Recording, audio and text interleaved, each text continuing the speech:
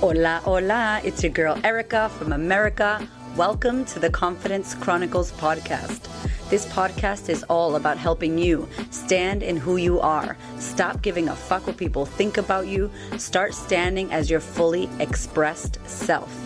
As you are, as is, there is no filter needed. You are fucking awesome, and I am here to remind you. I'm a confidence coach, and I'm a bold stand for confidence, and I cannot wait to dig into today's episode with you.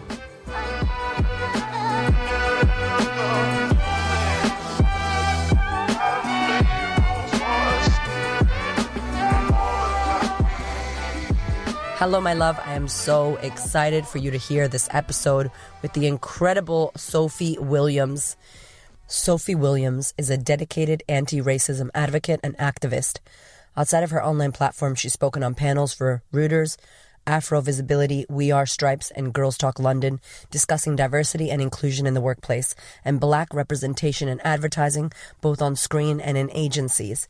Professionally, Sophie has had a long career in advertising, particularly in social agencies, where she most recently was a COO. In 2019, Sophie left traditional agencies to set up her own business, working directly with clients such as Netflix on marketing for shows like Sex Education, The Crown, and The End of the Fucking World. This woman is a powerhouse. I found her on Instagram the week that George Floyd died, and she shared an incredible post that went viral. Her message is so impactful. Literally, Justin Bieber shared her post. Her Instagram has gone off. Her book, Millennial Black, which is coming out April 2021, is available right now for pre-sale. I've popped all the links in the show notes. Get behind it. I hope you enjoy this episode. She had so much to share, and we were on a time limit because she is so busy right now creating and doing so many campaigns and so many things and collaborations. There is so much more to be said about this topic, but I'm so grateful that we got her on the podcast and we had time for her to explain what it is that she's creating. Go and get that book. Go and show love, support. If you loved this episode, tag Sophie Williams at Official Millennial Black on Instagram. We'll pop it in the show notes.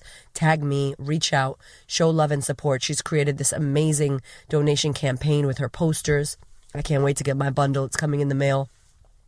She is a thought leader and a game changer, and I know that you're going to enjoy this episode. Without further ado, here's Sophie.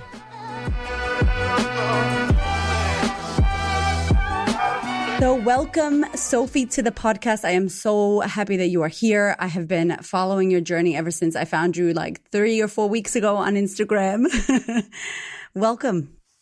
Thank you so much. Thank you for having me. I'm really happy to be here and to have a chat with you. Yes, our time zone situation is real in London. So for anybody who is listening or just tuning in, so can you just tell us about you, about the book, about maybe how you got here? Absolutely. So I'm Sophie Williams. I'm the author of Millennial Black, which is a book about and for Black women in the workplace. And I guess I'm here because I made some posts on my Instagram 3, almost 4 weeks ago at this point. And at that point, I had a following of under 1,000 people. And so I put up some posts about allyship because George Floyd had just been murdered. It was a week and a month where we'd seen so many acts of violence that cost Black people their lives, particularly in America. In the UK, we were having a conversation about how COVID was really disproportionately killing Black people as well. And I guess initially I felt really hopeless and helpless. And then the next day, I just made a couple of slides, which had got typos in them. And one of the slides duplicated. So like, it's a real example of like not waiting until things are perfect. Although I will admit that I didn't know that when I put it up, but that's how I'm framing it now.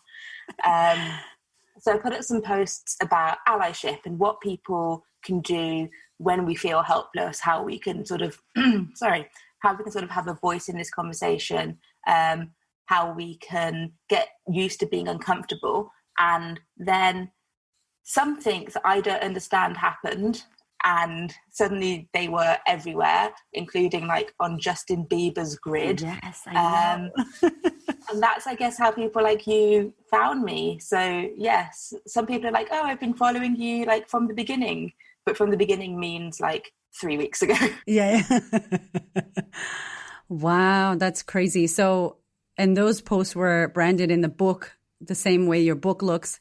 Was that in your book, or did you just kind of create those after?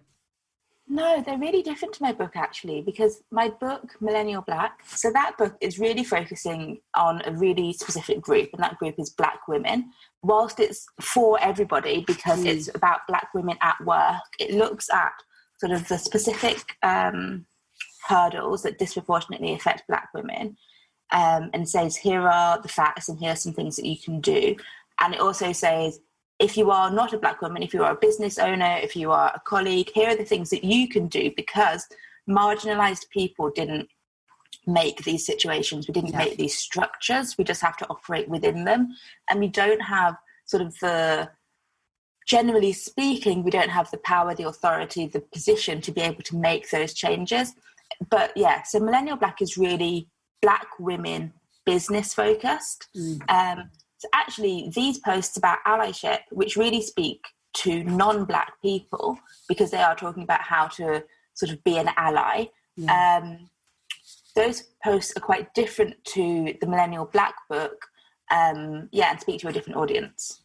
And now, do you feel like since doing that, like your platform has shifted or maybe added on? Now you've been speaking about Millennial Black and now allyship. I read in one of the interviews, like you've become the queen of allyship and everybody's trying to message you and ask you about it. And instead of going off and figuring out what that means and what it is, because I think Instagram has become a place where, and to those of you who are listening, who are not Black or not a person of color, like you must know that Instagram is telling you every single day that it's not for us to educate you or for someone to say, hey, this is what this means, right? And so I read somewhere that people were messaging you and asking you all these questions, like as if you don't have a gazillion messages now on your Instagram. Yeah, it's really interesting. And literally, it's sort of died down a little bit now, which at some point makes me think like, oh no, the message is going. And another way makes me think, okay, great, I can sleep. But yeah, I was at one point getting genuinely thousands of messages a day from either people being like, I really like your message, or people being like, I really hate your message. Really? And people also being like, what does the word allyship mean, for example? Which if you are in a privileged group, if you are not from a marginalized group, if you are from a dominant social group,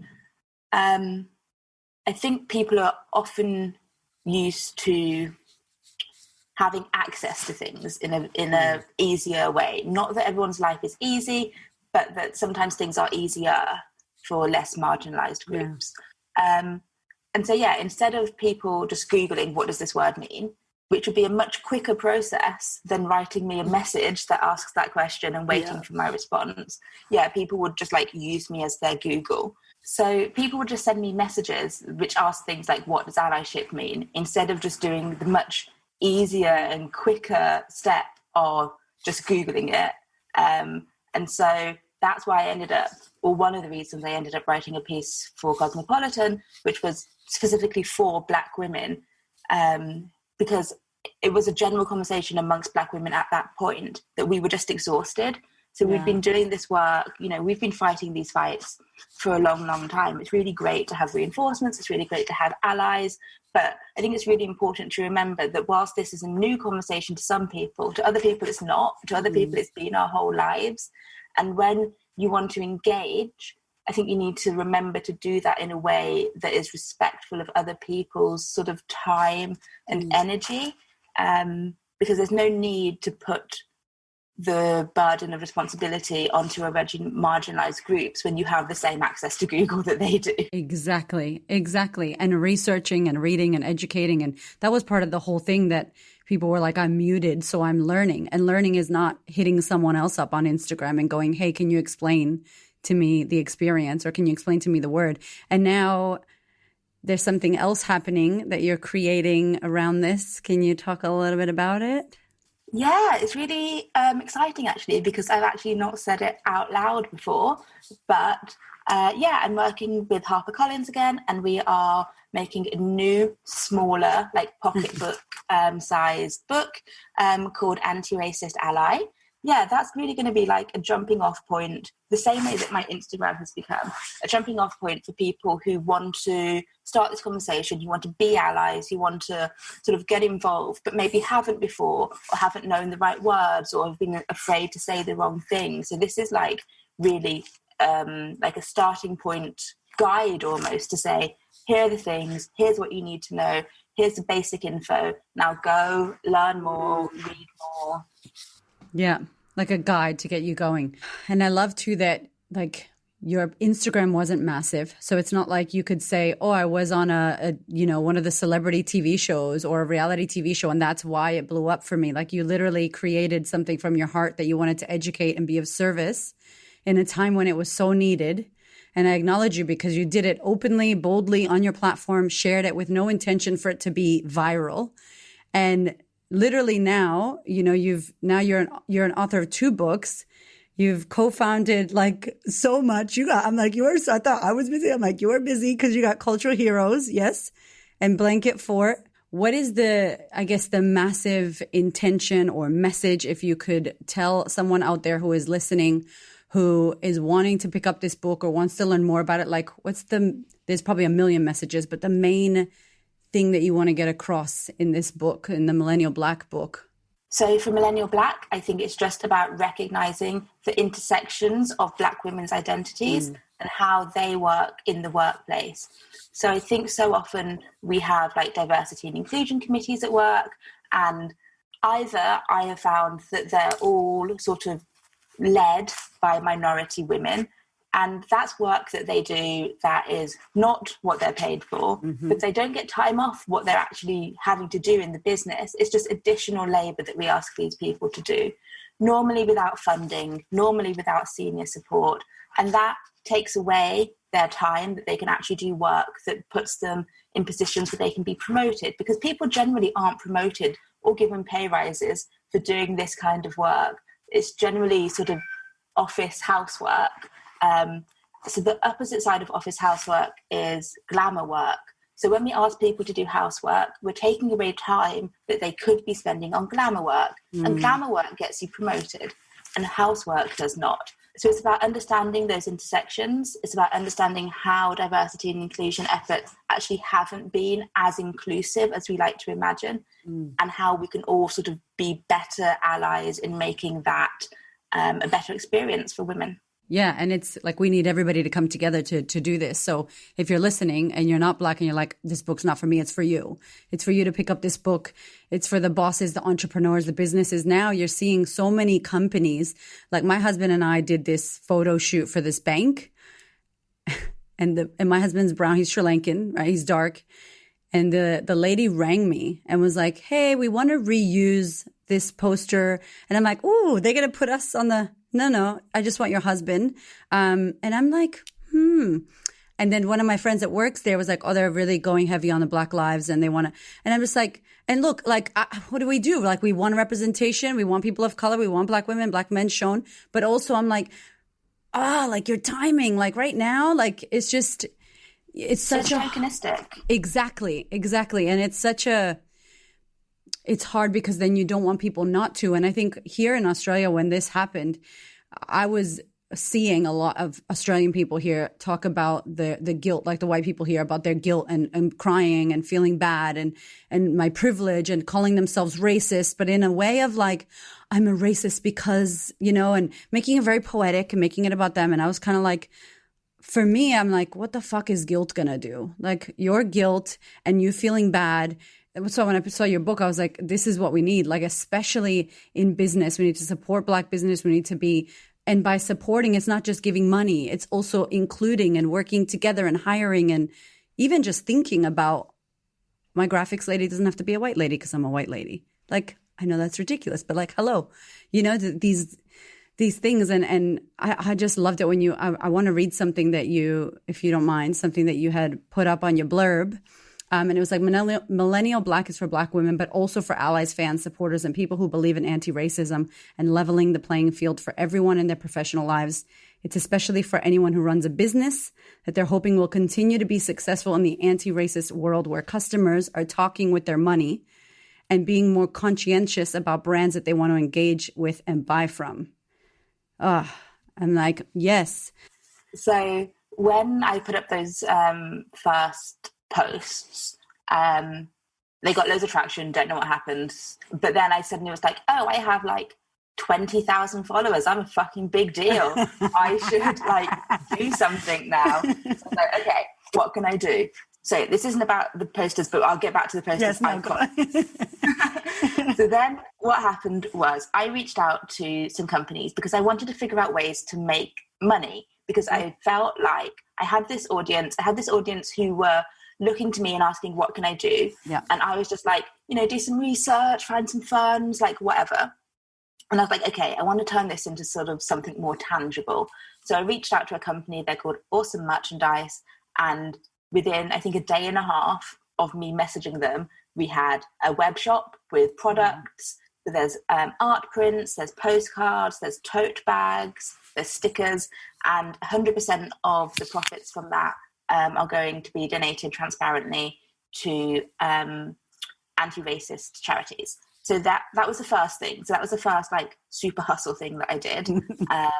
And it sort of showed me that if you reach out to people and say, this is what I'm doing, sometimes they're like, okay, cool, let me help you with that. Yeah. So then I was going to the Black Lives Matter march in London, and we were going along and we saw that there were loads of out of home, so like big outdoor posters, which would normally be for advertising. But because of COVID and people not going outside, that space wasn't being sold to advertisers in the same way that it usually would have been. And so people who ran those sites were donating them to different charitable organisations, whether that was thanking the NHS, which is our healthcare provider, or whether it was just having messages about community. Yeah. So I reached out to them and I was like, I think we could have a really great anti-racism collab. Are you up for it? That was on a Friday. On a Monday, they said, yes, absolutely, but we need files today. Oh, and I was like, cool, not a designer. But I reached out to my amazing friend, Beck, and within a few hours, she had turned sort of my PDFs into print-ready files. Wow. And yeah, now there are big anti-racism posters around London, and I'm in the middle of talking to some more people and places about hopefully getting some more around the country. And I'm actually talking to people in other countries as well. So maybe nothing will happen, but maybe something will. So maybe I'm just trying to I'm just trying to use this moment to make as much momentum as I can and make as much impact as I can. Yeah, that's a key word too. It's the momentum. It's because it's not a moment, right? It's a marathon. We're running a marathon. It's a long game, but the momentum that's going globally. Like I saw the protests in Berlin and Los Angeles, like back home in America. I was like, oh, I want to go. Like my heart is there. All my friends are there. And there was so many people. We had in Melbourne like 10,000, which is nothing because Australia doesn't have many people. But it's just momentum around the world. And I know I told you this before we started, but I want to acknowledge you because what you're doing and what you've done is huge. Like you're changing the world with your message. And it's a big deal because you could have been like, who am I to do that? And this podcast is all about confidence and believing in yourself, even though you don't know what the fuck you're doing sometimes, but your heart is in the right place, right? Your intention, it's speaking for you. Like your work is now in motion, in action, and it's amazing. And I hope you celebrate with your cat and your man. Thank you. Yeah, it's really unexpected, but I have said for a long time that, jokingly, but it's kind of true, I've said for a while that I have like the opposite of imposter syndrome. Mm-hmm. So, people are like, oh, I can't do that. And I'm like, I can do that. Sure. Yeah. Let's see what happens. Yeah. Yeah. But I think it's just speaks so much to, for someone listening out there that's like, who am I? Little me. I don't have, because usually you must have a lot of money, or you must have your own, Gary V, video, media company if you've got all that content, or you must have your own. And it's like you really had you had your book and you were building that, but like your following and you had all your experience in marketing. you know, like, so you know how to do this, but it's like just seeing go from something so small to so big in such an amazing time. It showcases like the momentum, but also your ability to impact. And anybody listening out there, what would you say to someone listening out there that's like, I want to do something, I want to create change, because you're kind of like living it right now? Yeah, it's interesting. It's something that I touch on in the Anti-Racist Ally book, about people saying, you know, my voice isn't big enough, like no one will hear me. Like I didn't have a voice. I didn't, you know, I was sitting there quietly working on, you know, this book project that I'd been working on for about 2 years at that point, from proposal to like, turns out when you sell a book, you actually have to write the book. I know, girl, I'm writing a book too. It's hard work. Now I'm writing too. Nice and easy. Yay. But I would say, like, you don't know the power that you have until you try to do something. And even if people have really sort of small spheres of influence, one, they can grow, and two, your personal sphere of influence is really, really powerful. Me putting something on the internet is not probably going to change your mum's mind, but you talking to your mum might change her mind, and she might talk to her mate at work. Like, our personal connections are really powerful, and we can always use those. It's huge. And we think like it's this ripple effect. And I think that that's what I think social media is great. I know that there's a lot of people that, you know, it's full on and you have to take a break. You have to take a break from social media. But I think it's been such an amazing tool in my life to learn and to grow and to meet and connect with people like me and you. I met you on Instagram and now we're talking for real and people are hearing you from around the world. And, you know, it's that's why I think that nobody can say, oh, I can't say that or I can't talk about that, because you're right. If you have one person, 5 persons, 50 million people listening, like the amount of effect and the ability right now that we have with the internet is next level. It's off the charts right now. With this book now, with what you're writing, and it sounds like, I don't know if it's true, but it sounds like it's writing itself, or it told you like, hey, it needs to come now. Like, yes, absolutely. I had no intention of doing this. Yeah. This was not my plan. Yeah. I had a deadline to hand in like my final edits on Millennial Black, which will still go ahead as planned, but I have had to put sort of those final edits on pause for just a couple of weeks to really focus on doing this, because again, talking about the momentum is now. And it's so much too, because you're writing this, you want it to be good, but also it's like, it's coming out. Like these things are the momentum behind it. Like we need it now. It needs to happen. And with this, I feel like your whole platform is going to shift again. Like you're going to be speaking and TED talking, and are you going to have a podcast? Yeah, I'd like those things to happen. I think the thing about me is I've never really had a plan. Like I started working in advertising because someone from MNC Saatchi phoned me and was like, do you want to come for an interview? And I was like, all right. Wow. And then a few years later, you know, I sort of had various roles within advertising, ended up as the chief operating officer of a social media agency. Again, completely just going with the flow with it. So like my biggest dream was to be a producer in an ad agency. And then I was that. And then someone was like, do you want to be a head of production? And I was like, okay. And then it all just sort of came together completely by accident. And then I left that to focus on writing Millennial Black. And then COVID happened, which was a really good a really terrible thing. Yes. But a really good way to make sure that I stayed inside and just wrote things down. And then, made these posts. And as a result of that, the second book is sort of, you know, steaming away now. And sort of, who knows what's going to happen in, like, I keep being like, who knows what's going to happen in a year or 5 years? But like, a month ago, I know what's happening now. So it's crazy because the pressure, like I work really well with pressure, but also it's like you can't live in that pressure. And I read your article for Cosmo, and it was so good because I've been following like my friends in America that, you know, my Black friends, my Puerto Rican friends that are Black that are like, listen, this is like, I'm exhausted, and it's a tiring time, and it's a heavy time. And not only like COVID plus this, plus like, it just feels like everything is at once. And I think that's when you need that. We were talking offline before, like that self-care, and do you talk about that much? Like, do you talk about like what people can do? I know you wrote in the article, like what to do if you're feeling like that. Like if you're just like, I need a minute, but you don't want to lose momentum. It's not something that I talk about a lot because it's not something that I do well. So, me neither. We have nothing for you. Just joking. Yeah, you may as well just turn it off. So next week. Yeah. No, it's just I think that is the thing. I think because it feels like there's this momentum, because it feels like this is something that marginalised people have been working on for our whole lives and our parents' lives and their parents' lives without anyone listening to them. I think it's hard now that people are ready to have that conversation to say, well, actually, I'm going to have a nap. Like, it's so important that people are able to do that, but it's not something that I personally have been able to do, and I wish I was better. Like, my partner has to be like, have you drank some water today? And often I can get to the end of the day and the answer will be, no, I haven't. I've got a bottle here. Yeah.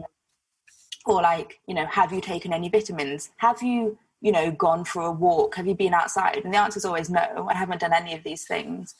And so I feel like I just need to push forwards for a little while longer, achieve some of the stuff that I want to do, and then I'll rest. But also this is a thing that is sort of like the trope of the strong Black woman, which is something I write a lot about in Millennial Black, is like one of the definitions is like she takes on the world and things that would sort of, you know, kill, and that's not quite the word, but, you know, really sort of be real hardships for other people are easy for her. And that's a real pressure that people, especially Black women, have, because it's not true. Like we're not stronger than anyone else. We just have to do more. We have to do these things. We have to keep pushing. We have to keep achieving. And so many people I interviewed for the book really feel like if they're not achieving something, then what are they? Who are they? That's how they sort of get there, and we get our sort of self-worth and our self-identity. And so, I really think it's important that we pause and take stock of what's happening and celebrate things.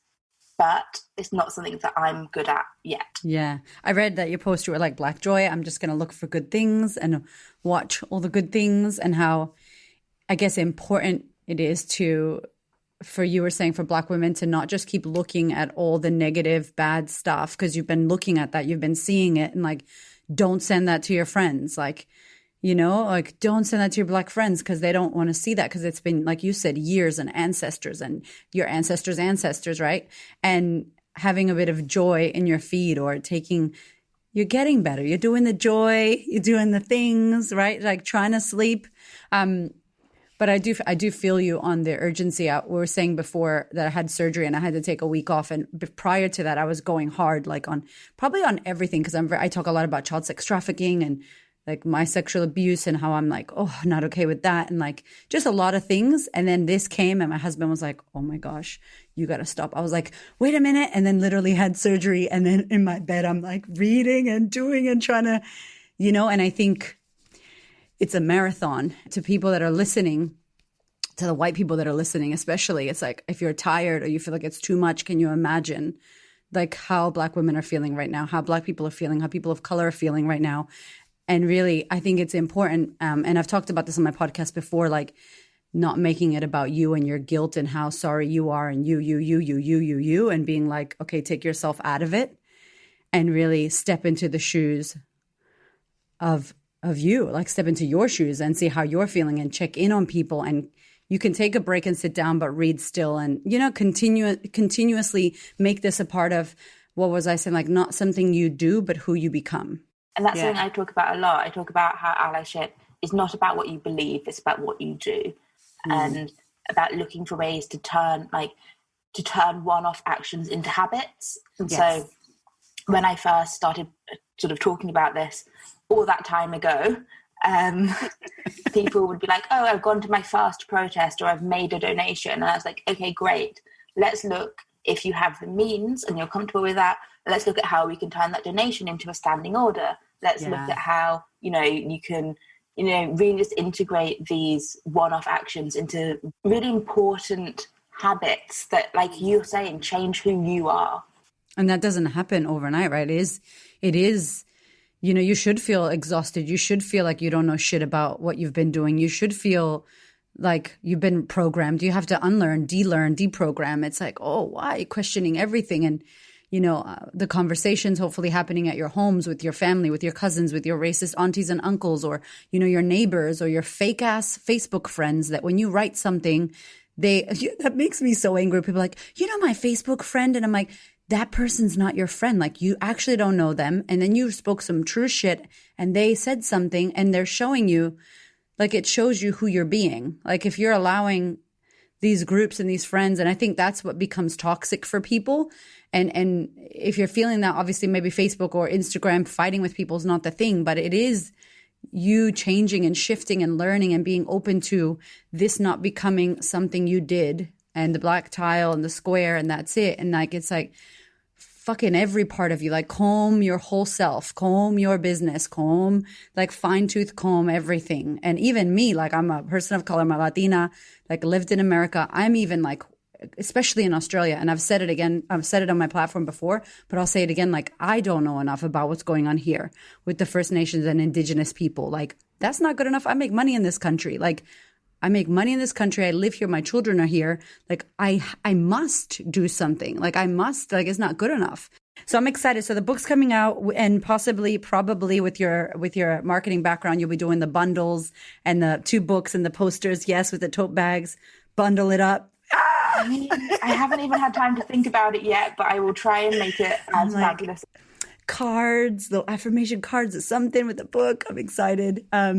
Yeah. So for everybody listening, for people that want to stalk you but not message you silly questions on Instagram, but just support your work and, you know, follow what you're doing, because you've got like literally Blanket Fort, which is your agency where you're doing freelance marketing. Yes. So that is a bit on pause for the time being because I couldn't do sort of the stuff I'm doing and be working full time at the moment.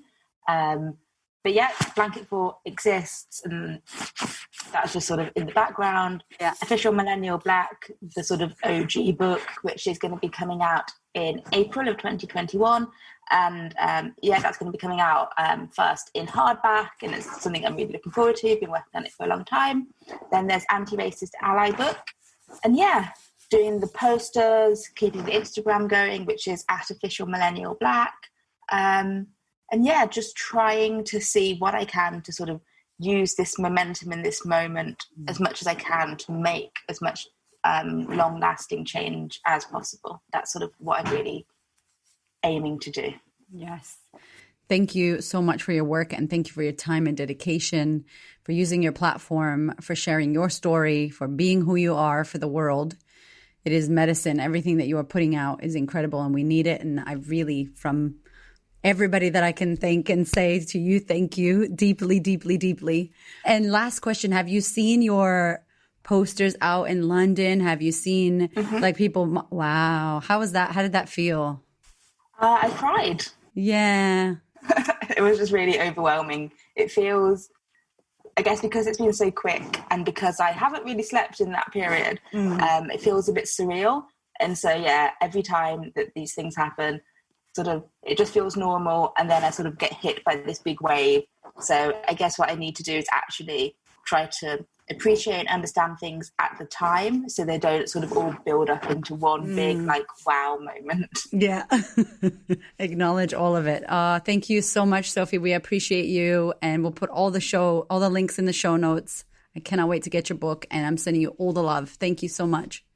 Thank you so much, and I hope you feel better soon and you recover quickly. My darling, we are in wild times right now. And in order for you to manage your mind and boost your immunity and be level-headed instead of panic, I want to invite you to consider online training, to consider joining a community, a sistership where you are going to be held, where you're going to be supported, where you have a safe space to unravel, and with all this time at home, you can actually better your life and work on yourself. Good news as well, I have now done a 12-month payment plan for the online sisterhood. So many women right now are experiencing trouble with their finances, losing their jobs, being single mothers, not knowing when their next money or paycheck is going to come from. And we are navigating that with our current sisterhood members. We are working with every woman that we can in order to support them in these tough times. And I hear you out there saying, I'd love to join the sisterhood, but I can't afford it. I can't afford 6 payments. So what I've done is made it a year-long program. It's a year-long program with a year-long payment plan. I really, really want you to consider if this is the time for you to join the sisterhood and work on yourself. It is available to you now. Let's do the damn thing. Thank you so much for listening. I so appreciate your ears, your time, your energy, and your attention. Please do me a favor and head over to Apple iTunes, subscribe so that you don't miss an episode, share this episode with a sister who you know needs to hear it, and if you feel called to, leave me a review. I'd love to know what you think about the podcast. I'd love to know how this information is helping you change your world. Thank you so much for being here. I know that there are many podcasts you could listen to, and I really appreciate you listening to mine.